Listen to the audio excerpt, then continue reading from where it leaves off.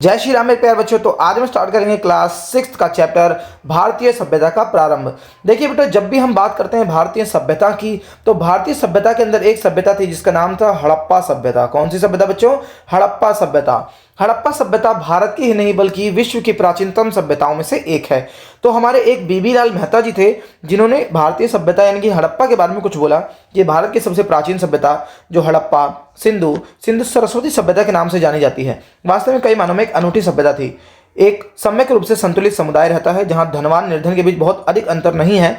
संक्षेप में हड़प्पा के सामाजिक प्रदेश में शोषण नहीं बल्कि आपसी सामंजस्य दिखाई देता है। देखिए, अब हम बात करेंगे। देखिए बच्चों, सबसे पहले मैं बता देता हूं आपको कि जो हड़प्पा सभ्यता का नाम हड़प्पा कैसे पड़ा।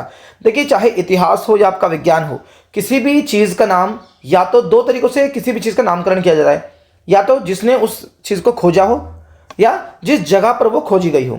ठीक है, तो हड़प्पा नाम की जो हमारी ये जगह है, ये हमको बेटे पाकिस्तान में एक जगह है हड़प्पा। ठीक है, उसी के अंदर उसी के नाम के ऊपर हड़प्पा का नाम पड़ा। इसके अलावा सिंधु नदी के किनारे पाई गई तो इसको सिंधु घाटी सभ्यता भी बोला जाता है बेटे। ठीक है, सिंधु सरस्वती नदी के किनारे पे, लेकिन सरस्वती अभी नदी अभी है नहीं, लेकिन सरस्वती नदी माना जाता है कि उस टाइम पे उसी लेन में बहा करती थी, तो सिंधु सरस्वती के नाम से भी इसको जाना जाता है। अब इस चैप्टर के अंदर हमें जो जो इंपॉर्टेंट टॉपिक्स पढ़ने बेटे वो है सभ्यता क्या है, इसके बारे में हम जानेंगे कि सभ्यता, देखिए नाम है सभ्यता, तो सभ्यता होती क्या है। जब हमें ये नहीं पता होगा तो पढ़ने का फायदा क्या। तो सभ्यता क्या है ये हम समझेंगे कि कोई सभ्यता कैसे बनती है, कैसे कोई सभ्यता तैयार होती है। ठीक है, भारतीय उपमहाद्वीप की सभ्यताएं कौन कौन सी हैं बेटे। ठीक है, आरंभिक सभ्यता कौन सी थी, यानी कि हड़प्पा की ही बात करेंगे पूरे के पूरे चैप्टर में हम, और उसकी उपलब्धियां क्या थी। बेटे उपलब्धियों की बात हम यहाँ पे क्यों कर रहे हैं, क्योंकि उपलब्धियां वो चीज है बेटे जिससे कि एक या कह लो फीचर्स या जो कि आज के टाइम पे हम फॉलो कर पाए, ऐसी चीजें जो कि पूरे विश्व को उसने प्रदान की, उनको हम उपलब्धियां बोलेंगे। देखिए चलिए चैप्टर शुरू करते हैं। देखिए बच्चों, सभ्यता क्या है। सभ्यता की जब हम बात करें तो बेटे सभ्य तरीके से रहना ही सभ्यता है एक तरह से देखा जाए तो, लेकिन सभ्यता के लिए कुछ चीजों का होना बहुत ज्यादा अनिवार्य है। ठीक है, सामान्यतः इस शब्द का प्रयोग मानव समाज के उन्नत चरण के लिए किया जाता है। देखिए पहले के टाइम पर, जो स्टार्टिंग टाइम की अगर हम बात करें, तो हमारे जो आदि मानव जो हम रहते थे आदि मानव के रूप में, उस टाइम पर मनुष्य को जानवरों को खा जाता था। ठीक है, एक दूसरे को मारते थे, जो भी करते थे, मतलब नियम कानून नहीं थे। हम किसी को मार के खा रहे हैं, जो भी कर रहे हैं, तो वहां पर क्या था बेटे, नियम कानूनों का अभाव था। लेकिन एक सभ्यता की जब हम बात करते हैं तो वहां पर बेटे नियम कानून होता है। ठीक है, प्रशासन का कोई ना कोई रूप होगा, सरकार चलाने का कोई ना कोई रूप होगा, नगरीकरण जरूर होगा बेटे वहां पर। ठीक है, और कुछ कोई ना कोई शिल्पकार वहां पे रहते होंगे, कच्चे माल मिलता होगा, बहुत सारे प्रबंधन होगा, तैयार माल मिलेगा। ठीक है, इसके अलावा व्यापार एक तंत्र के रूप में हमें देखने को मिलेगा, क्योंकि बेटे व्यापार एक ऐसी चीज है जिससे किसी भी क्षेत्र का विकास होता है। ठीक है, तो कच्चे माल का विकास हो गया, किसी भी चीज का विकास हो गया, आदान प्रदान हो गया किसी भी चीजों का। अब हम देखेंगे कि ये हड़प्पा के जो लोग थे वो किन चीजों का आदान प्रदान करते थे, कहां कहां पे आदान प्रदान करते थे। ठीक है, लेखन का, अब देखिए सभ्यता है तो सभ्यता के लिए कोई ना कोई लेखन का स्वरूप जरूर होगा, वहां की कोई ना कोई लिपि जरूर होगी। ठीक है, देखिए हमको किसी भी सभ्यता की जानकारी ही इस चीज से मिलेगी क्योंकि उन्होंने कुछ ना कुछ एविडेंसेस छोड़े होंगे। ठीक है, तो उन एविडेंसेस में हम लेखन कला को पढ़ते हैं।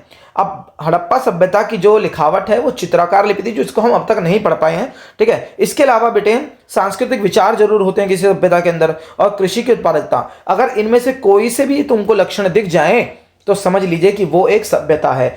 आज के टाइम पर बेटे ये सारी चीजें तो हमें हमारे समाज में तो देखने को मिल जाती हैं। ठीक है, एक शब्द यहां पर आता है बेटे धातु विज्ञान, धातुओं का विज्ञान।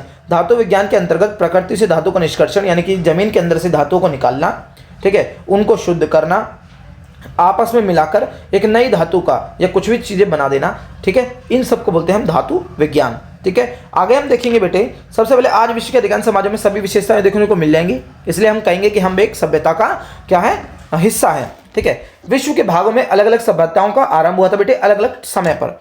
जैसे मेसोपोटामिया में हुआ था, हमने देखा था। ठीक है, आप ऐसे पिछली कक्षाओं में 5वीं में 4वीं में पढ़ चुके हैं कि सभ्यताओं का आरंभ हुआ था। ठीक है, वहां पर लगभग 6000 साल पहले आई थी सभ्यताएं। तो लेकिन अगर मैं हड़प्पा सभ्यता की बेटे आपको बात बताऊं तो 2600 बीसी से 1900 बीसी का जो टाइम पीरियड है, ये आपका हड़प्पा का टोटल टाइम पीरियड होगा। इसी टाइम पीरियड के बीच में क्या है, हमारी हड़प्पा सभ्यता उभरकर सामने आई थी। ठीक है, अब इसके अंदर अगर हम देखें बेटे, मेसोपोटामिया के नाम से जाना जाता है, यहाँ पे मिस्र की प्राचीन सभ्यता होगी चाहे वो। ठीक है, तो ये सारी सभ्यताएं आएंगी। देखिए यहाँ पे 4000 सामान्य संवत पूर्व में हमारी मेसोपोटामिया सभ्यता आरंभ हो गई।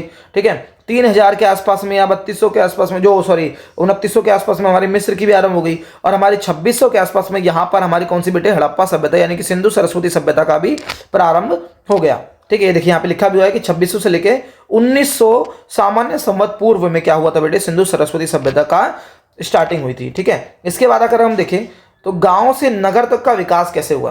देखिए बेटे, स्टार्टिंग में जब ये पनपी तो स्टार्टिंग में एक तरह से जो सभ्यता थी वो पूर्ण रूप से विकसित नहीं थी, वो एक गांव थी, गांव जैसे समाज में लोग रहते हैं वैसे ही रहती थी। लेकिन धीरे धीरे क्या हुआ, इसका विकास हुआ, वो देखेंगे हम कैसे कैसे हुआ।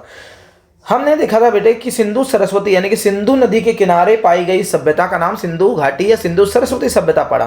तो ये एक जगह पर नहीं, कई बहुत सारी जगह पर हमको देखने को मिलती है। सबसे पहली जो हड़प्पा खोजी गई थी वो हड़प्पा में ही खोजी गई थी, वो सबसे पहला खोजा गया स्थल था। लेकिन जो सबसे महत्वपूर्ण आ जाता है वो हमारे मोहनजोदड़ो है। ठीक है, इसके अलावा और भी बहुत सारी जगह हैं, जैसे कि पंजाब आज भारत में है, और पहले पाकिस्तान वगैरह जो भी था, जब भारत बटा हुआ नहीं था तब पाकिस्तान में, आज के पाकिस्तान में हमारा हड़प्पा भी है, मोहनजोदड़ो भी हमारा पाकिस्तान में ही पड़ता है। ठीक है, सिंध हो गया, ये भी पाकिस्तान में है। सिंधु नदी और उसकी सहायक नदियां जो भी थी बेटे, वहां पर क्या हुआ, उपजाऊ और कृषि के लिए अनुकूल बनाया। देखिए क्या होता है, आपको दुनिया की कोई भी सभ्यता उठा लो बेटे, सारी की सारी सभ्यताएं अक्सर नदियों के किनारे ही मिलती हैं। ठीक है, जैसे कि मेसोपोटामिया की अगर हम बात करें वो दजला और फरात नदियों के बीच में थी।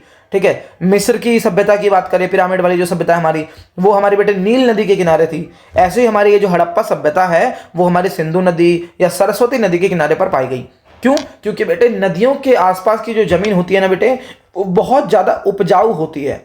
ठीक है, अब किसी भी सभ्यता को बेटे खाने के लिए तो कुछ ना कुछ चाहिए ना, तो खाना कहां से मिलेगा, पानी कहां से मिलेगा, नदियों के किनारे से मिलेगा। यहां तक कि नदियां केवल खाने पानी के लिए ही नहीं बल्कि व्यापार के लिए, यातायात के लिए बहुत अच्छा साधन होती हैं। तो इसलिए अक्सर जो भी सभ्यताएं हम देखने को मिलती हैं हमें, वो हमें कहां मिलती हैं बेटे, नदियों के किनारे देखने को मिलती हैं। ठीक है, इन मैदानों की पूर्व दिशा में कुछ सहस्त्राब्दियों पहले एक अन्य नदी सरस्वती, जो कि आज के टाइम पर तो नहीं है बेटे, ठीक है, हरियाणा, पंजाब, राजस्थान, गुजरात के होकर प्रभावित होती थी। 3500 सामान्य संवत पूर्व में गांव में परिवर्तित हो गए और लगभग 2600 के आसपास बेटे व्यापार बढ़ा तो लोगों के पास पैसा आया तो धीरे धीरे ये नगर महानगरों में परिवर्तित हो गए। इस प्रकार से 2600 हम टोटल जो टाइम गिनेंगे इसका वो गिनेंगे 2600 सामान्य संवत पूर्व यानी कि 2600 बीसी के आसपास में ये पूर्ण रूप से हम देखेंगे कि बेटे विकसित हो गई। ठीक है, पुरातत्वविदाओं ने इसको सिंधु सभ्यता, हड़प्पा सभ्यता या सिंधु सरस्वती सभ्यता जैसे नाम दिए। ठीक है, इन सभ्यता के निवासियों को हड़प्पावाई या हड़प्पावासी कहते थे। ठीक है, यह विश्व की सबसे पुरानी सभ्यताओं में से एक है। इसमें भारत का पहला नगरीकरण के रूप में भी हम बेटे इसको जानते हैं। ठीक है, इसके अलावा देखिए बहुत सारे जगह के आपको नाम याद रखने पड़ेंगे इसके अंदर बेटे। ठीक है, जैसे कि धौलावीरा पंजाब में, हड़प्पा ये हड़प्पा के नगर हैं। ठीक है ना, आधुनिक राज्य प्रदेश में है। ठीक है ना, तो ये आपको नाम याद रखने पड़ेंगे। ठीक है, धौलावीरा पंजाब में, हड़प्पा गुजरात, कालीबंगा सिंध, मोहनजोदड़ो हरियाणा, ठीक है, राखीगढ़ी राजस्थान। ठीक है, तो ये आपको बेटे याद रखने पड़ेंगे कि ये हड़प्पाई नगर है। ठीक है, और ये इनके आधुनिक राज्य प्रदेश जहाँ पर ये पाए जाते हैं बेसिकली। ठीक है, सरस्वती नदी के बारे में हम देखेंगे बेटे। सरस्वती नदी क्या है, पहले बहा करती थी, आज इसके बस एविडेंसेस मिलते हैं, सूख चुकी है नदी। ठीक है, देखिए सिंधु और उसकी 5 सहायक नदियों को दर्शाया गया है। मोहनजोदड़ो हड़प्पा नगरों में इन नदियों के किनारे विकसित हुए। सरस्वती नदी आज इसे भारत में घग्गर, पाकिस्तान में हाकरा के नाम से जाना जाता है। इसके किनारे भी बहुत से पुरास्थल मिले हैं। ये एक मौसमी नदी आज के टाइम पे, ये केवल वर्षा ऋतु के दौरान ही बहती है। मौसमी नदी देखिए 2 तरह की नदियां होती हैं। एक होती है हमारी बेटे सदाबहार नदियां, जिनमें हमेशा पानी रहता है, जो कि हमारे सीधा हिमालय से निकल, जैसे गंगा हो गई हमारी। ठीक है, तो क्या होता है बेटे, गंगा ब्रह्मपुत्र हो गई, सिंधु हो गई। ठीक है, ये ना डायरेक्ट ही पहाड़ों से आ रही है, तो पहाड़ों से आने के कारण इनमें हमेशा जल रहेगा, बर्फ पिघलेगी, पानी भरता रहेगा। लेकिन सरस्वती जैसी नदियां होती हैं बेटे, इनके अंदर क्या होता है, जब मौसम बरसात आएगी तभी इनके अंदर पानी आता है, वरना ये सूखी रहती हैं। ठीक है, सरस्वती नदी का हमें सबसे पहला जो ग्रंथ मिलता है, जो एविडेंस मिलता है, वो हमें ऋग्वेद के अंदर पता चलता है कि सरस्वती नदी के बारे में। ठीक है, सरस्वती को एक देवी और पर्वत से निकलकर समुद्र तक बहने वाली नदी के रूप में पूजा गया है। ठीक है, बाद में इसके सूखने और लुप्त होने यानी कि गायब हो जाने का भी वर्णन हमें देखने को मिल जाता है। अब बेटे सबसे जो इंपॉर्टेंट है इस चैप्टर के अंदर वो है नगर योजना। ठीक है, हड़प्पावासी सभ्यता ऐसे ही नहीं बना पाए, क्योंकि उन्होंने बेटे नगर योजना की। ठीक है, शहर को बसाया एक योजना के तहत, प्री प्लान्ड एक तरीके से क्या किया। देखो बेटे, कोई भी सभ्यता में प्लानिंग होना बहुत जरूरी है, तो इन्होंने अपने नगर की प्लानिंग करी। ठीक है, हड़प्पा और मोहनजोदड़ो इस सभ्यता के पहले 2 नगर थे। ठीक है, हड़प्पा सबसे पहले खोजा गया।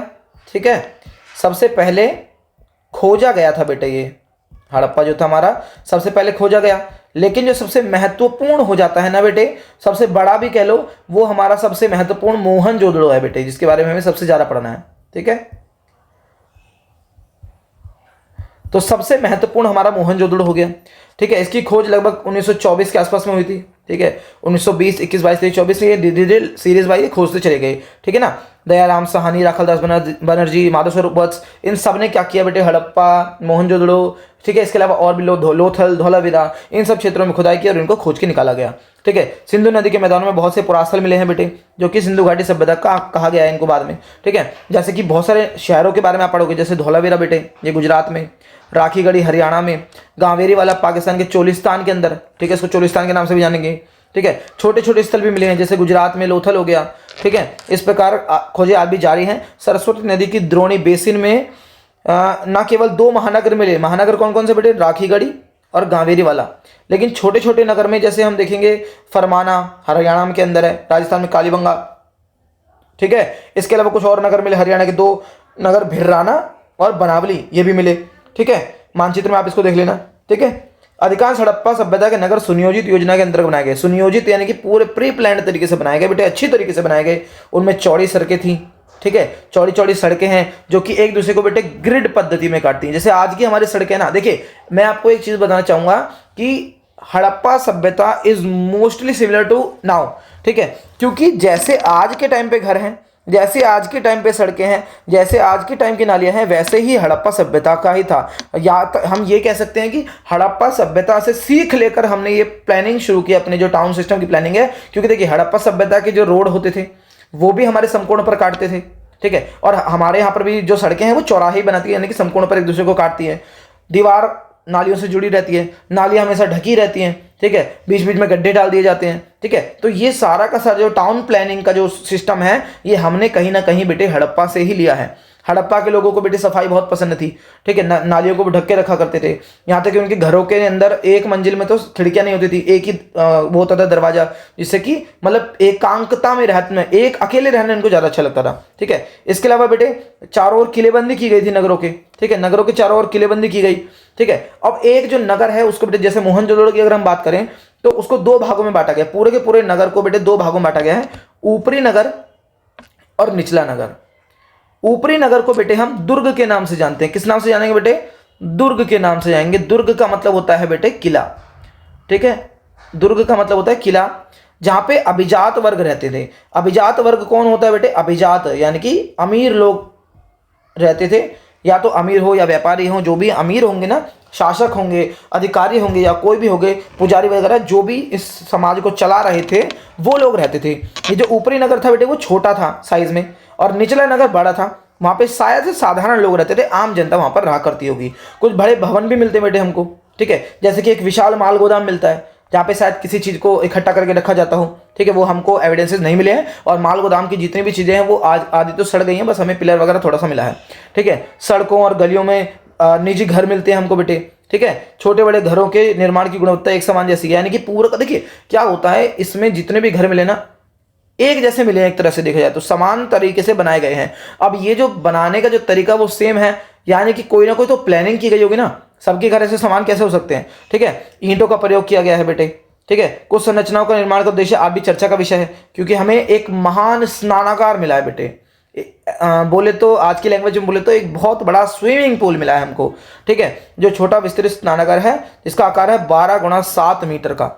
ठीक है, इसके ऊपर जमाए गए ईंटों को जल रोधक गारा बनाया गया है, यानी कि डामर के रूप में बिटुमेन का प्रयोग किया गया है, जिससे कि जल रिसाव ना हो। ठीक है, स्नानागार के चारों छोटे छोटे कमरे मिलते हैं, दोनों तरफ सीढ़ियां मिलती है ऊपर चढ़ने बढ़ने के लिए। ठीक है, और इसके अंदर कुआं मिला है, जैसे पानी को निकाला जाता होगा। इसके अलावा खाली करने के लिए बेटे नाली भी बनाई गई है, यानी कि पूरा एकदम प्रॉपर प्लानिंग के साथ कि भाई पानी जब मर्जी चाहे डाल दें, जब मर्जी चाहे निकाल लें। तो ऐसा करके हमको पूरा का पूरा ये मिला हुआ है। ठीक है, ये देखिए, ये कालीबंगा के राजस्थान के निचले चौड़ी सड़क है, इतनी इतनी चौड़ी चौड़ी सड़कें हो गई बेटे। ठीक है, ये चौड़ी सड़कें हो गई। इसके अलावा अभी हम देखेंगे ये है, ये आपका पूरा का पूरा विशाल स्नानागार है। ठीक है ना, ये स्विमिंग पूल है। अब देखिए, इतना बड़ा स्विमिंग पूल है तो यानी कि स्नानागार है, तो इसका इस्तेमाल क्या होता था ये आज तक हम पता नहीं लगा पाए, लेकिन इतिहासकार अंदाजा लगाते हैं। कि भाई ये जो स्नानागार है ना, इसका उपयोग शायद सामूहिक स्नान के लिए किया जाता हो, या किसी पर्व पे, किसी त्योहार पे, ठीक है, उन सब के लिए इसको किया जाता होगा। ठीक है, देखिए सार्वजनिक स्नान के लिए स्नानागार केवल राजसी परिवार, या राजसी यानी कि जो शासक परिवार होगा, जिनकी चलती होगी यहाँ पर, केवल वो ही इनका इस्तेमाल करते होंगे, या तो धार्मिक कार्यों के लिए प्रयोग होने वाला होगा ये। ठीक है, लेकिन अभी तक हमें इसके बारे में पूरी तरीके से क्या है बेटे, पूरे एविडेंसेस नहीं मिलते हैं। यहाँ तक कि बेटे इस नगर के अधिकांश घरों में स्नानागार बने हुए थे।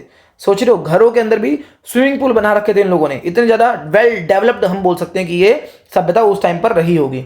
ठीक है, जल प्रबंधन यानी कि जल प्रबंधन एक बहुत बड़ा विषय है बेटे। जल प्रबंधन यानी कि जल निकासी व्यवस्था की अगर हम बात करें, जैसे नालियों की व्यवस्था की बात करें, क्योंकि देखिए नालियाँ किसी भी जगह के लिए बेटे साफ सफाई का बहुत ध्यान होता है। ठीक है, हड़प्पा वासी जल प्रबंधन स्वच्छता को बहुत महत्व देते थे।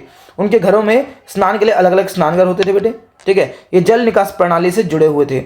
सड़कों के नीचे होती थी, ठीक है, अपशिष्ट जल बहता था इनमें, नालियों के अंदर। ठीक है, ये आप नालियाँ देख सकते हो साइड में इमेजेस में। ठीक है, अगर हम देखें, मोहनजोदड़ो में लोग ईंटों से बने कुओं से पानी निकाला करते थे। कुछ अन्य तालाब से या झरनों से या फिर जलाशयों से पानी लेते होंगे। धौलावीरा में, गुजरात में, कच्छ में आपको 73 मीटर लंबा सबसे बड़ा जलाशय देखने को मिलता है। जलाशय एक कृत्रिम स्थान होता है, यहाँ पे लिखा हुआ है जल का भंडार, जहाँ पे इकट्ठा करते हैं, पानी को इकट्ठा करके रख देते हैं। अब अगर मैं बताऊं तो इस हड़प्पा सभ्यता में करीबन करीबन बेटे 700 से ज़्यादा तो कुएँ मिले हैं। ठीक है, 700 से ज़्यादा कुएँ मिले हैं यहाँ पर। ठीक है, ये आपको अगली क्लासेस में पढ़ोगे, अगर और अच्छे से पढ़ाएंगे 12वीं में आपको। ठीक है, धौलावीरा में पत्थरों, यहाँ देखिए चट्टान को काटकर कम से कम 6 विशाल जलाशय बनाए गए हैं। ठीक है, जिसे कुशल जल संचयन यानी कि इकट्ठा करने के लिए और वितरण के लिए भूमियों को नालियों से जोड़ दिया गया। भूमिगत नालियों यानी कि जो जमीन के नीचे नीचे चल रही है उन नालियों से इनको जोड़ दिया गया। अब यहाँ की जो नालियों की बात करें बेटे, वो ढलान वाली होती थी ऐसे।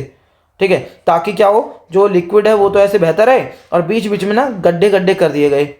ठीक है, गड्ढे गड्ढे कर दिए गए ताकि सॉलिड वेस्ट जो होगा इन गड्ढों में गिर जाएगा, और उनको बाद में ढक के रख दिया गया तीनों को। ये जितने भी गड्ढे उनको ढक के रख दिए ताकि बाद में इनको निकाल सके, जैसे आज के टाइम पर हम यहाँ प्लानिंग करते हैं। ठीक है, अब देखिए हड़प्पा वासी खाते क्या थे बेटे। खाने के लिए खेती करना बहुत जरूरी है। हमने देखा कि हड़प्पा सभ्यता नदी के किनारे विकसित हुई। कहाँ बेटे? नदी के किनारे। नदी के किनारे विकसित होने के कारण बेटे नदी की जो मिट्टी होती है, जो गाद वाली मिट्टी होती है, वो बहुत ज़्यादा उपजाऊ होती है, तो खेती तो आराम से हो जाएगी। इसके अलावा ये लोग पालतू जानवरों को, मांसाहारी जानवरों को, पक्षियों को, इसके अलावा मछली का आहार बहुत ज़्यादा खाते थे। देखिए हम देखेंगे इसके अंदर, अपनी बस्तियां बड़ी और छोटी नदी के किनारे बसाई। ठीक है, सिंपल सी बात है, जल स्रोत आसानी से पहुंचने के लिए नहीं बल्कि कृषि की दृष्टि से भी। ठीक है, पानी तो मिलेगा ही मिलेगा नदियों से, लेकिन खेती भी बेटे बहुत आसानी से होगी, क्योंकि सिंचाई के लिए हमें पानी आसानी से मिल जाएगा। ठीक है, हड़प्पा वासी बेटे दलहन यानी कि अलग अलग प्रकार की दालें, ठीक है, इसके अलावा जौ, गेहूं, मोटा अनाज, बाजरा या धान यानी कि चावल। ठीक है, चावल बेटे बहुत कम मिला है यहाँ पर, वो कि लोथल में मिला है, थोड़े बहुत जगह पे मिला है वो। ठीक है, वो मिला। इसके अलावा यूरेशिया के अंदर बेटे कपास उगाने में भी सबसे आगे थे। ठीक है, कपड़ा बुनने में इसका इस्तेमाल करते थे, कपास का। ठीक है, और हल के हमें उपकरण मिले हैं बेटे। हल के उपकरण तो बेसिकली हम नहीं बोलेंगे, हल जैसा दिखने वाला है ये टॉय मिला है। ठीक है, लकड़ी का बना, उसका ये मिट्टी का बना है। ठीक है, जो कि आपका ऐसा लग रहा है कि हल का प्रतिरूप है। अब हम क्या करते हैं, अंदाजा लगाते हैं इससे कि भाई यहाँ पर हल जैसी चीज मिली है, यानी कि खेती तो गारंटी से होती ही होगी। ठीक है, इसके अलावा अनाज के बहुत सारे दाने मिले हैं, जिनसे पता लग जाता है कि भाई ये चीजें लोग खाते थे। ठीक है, गहन कृषि करते थे लोग छोटी छोटी जगह पर। ठीक है, और पर्याप्त कृषि उपज प्रतिदिन उपलब्ध होने पर ही नगर जीवित रह सकते थे। ठीक है, और मांस के सेवन की अगर हम बात करें, मैंने बता दिया आपको, पशुओं को पालते भी थे, मछलियों को खाते थे नदियों से, समुद्रों से ला के। ठीक है, खुदाइयों में बहुत सारे पशुओं की हड्डियां मिली हैं, जैसे घड़ियाल हो गया, सुअर हो गया, हिरण हो गया। ठीक है, इन सब की हड्डियां हमको मिली हैं। ठीक है, मिट्टी के पात्र मिले हैं जिनके अंदर हमें चावल के दाने या कुछ भी जो भी चीज़ें हैं, दुग्ध उत्पाद हो गया, हल्दी, अदरक, केले, इनके अवशेष मिले हैं। तो ये सब आपको एग्जाम में मेंशन करना होगा बेटे कि कौन कौन से एविडेंसेस हमको मिले हैं। ठीक है, सक्रिय व्यापार की बात करें, देखिए बेटे व्यापार दो तरीके का होगा। ठीक है, एक होगा बेटे आंतरिक व्यापार। कौन सा व्यापार? आंतरिक, यानी कि देखो सभ्यता जो अपने अंदर अंदर व्यापार करेगी, और एक होगा अंतरराष्ट्रीय व्यापार। ठीक है, या बाहरी व्यापार भी बोल सकते हैं। ठीक है, इसके अंदर सभ्यता दूसरी सभ्यताओं से, जैसे उस टाइम पे मेसोपोटामिया चल रही थी, मिस्र वाली सभ्यता चल रही थी, उनके साथ भी व्यापार ये लोग करते थे। ठीक है, जब आंतरिक व्यापार होगा बेटे, वो तो नदियों से हो जाएगा।